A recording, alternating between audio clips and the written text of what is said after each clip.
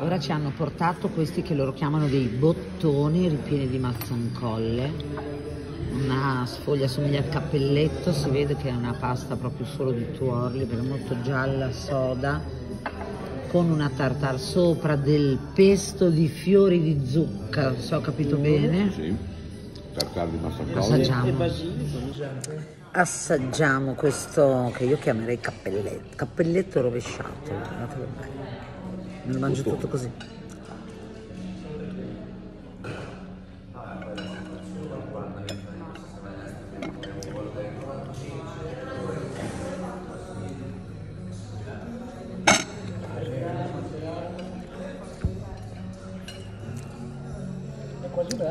È buonissimo. Dopo penso che andrò verso la cucina a fine serata perché voglio conoscere questo chef.